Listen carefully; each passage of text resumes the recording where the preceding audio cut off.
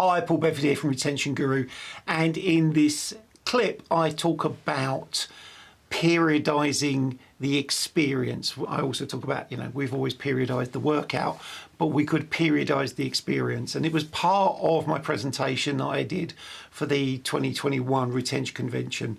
One little admission, there's a bit in it where I say this is an image of the West Side Barbell Club. That is not West Side Barbell Club. It's way too neat and tidy. Check out West Side to see what they're doing. They do some amazing stuff there.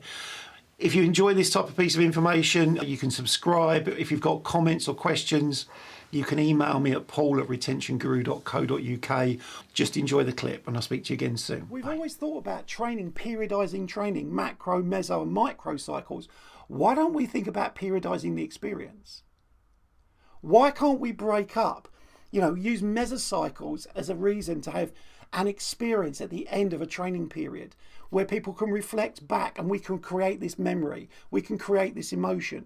Because I don't think we can do it with every workout. In fact, I don't think we should try, but I think we should build up over time. Now, one of the ways I used to do this was when I was training clients, the first workout they ever did, I'd write down their loads, their times, their distances, their heart rate and everything.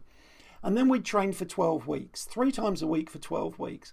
On the 36th workout, I'd start their program off and I'd make them do the very first workout they did 36 sessions ago. Because they've seen changes and improvement. And they're pressing the bar and they're going, what's this? Why am I lifting this? And I go, this is where you were 36 sessions ago.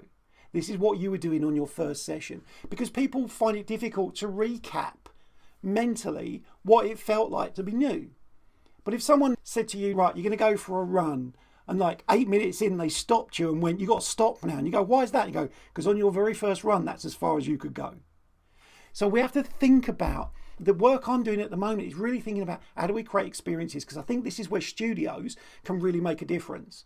Big boxes can't do it, the big companies can't do it.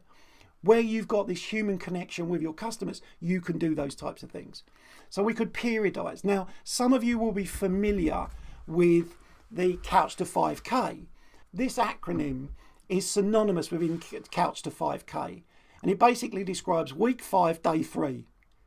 It's the first time you run for 20 minutes.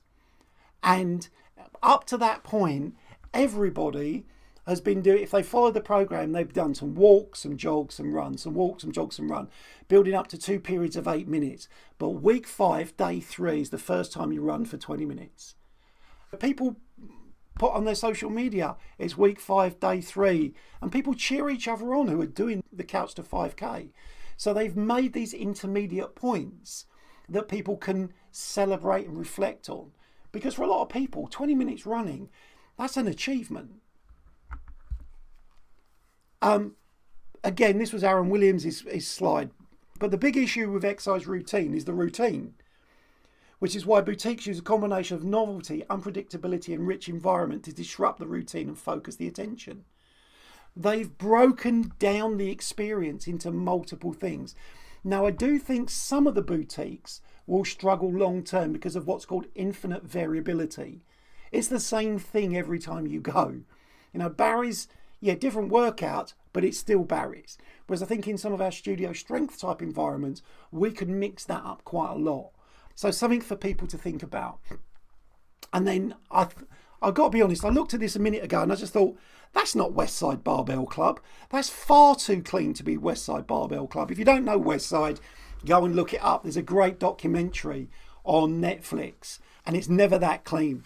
But West Side, those guys are going in, and whatever you think about how they enhance their performance, they are pushing it every day. But their moment that they create is competition. When they go for a 1RM, when they go for a PB, when they're out there, looking to join the 1,000-pound club for squat or something, they make these unique experiences within that.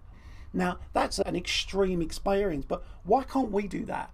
We can do that with other factors. I know a lot of high schools in the US, when I worked in the US, there's the 200-pound club, the 250 club, bench press club.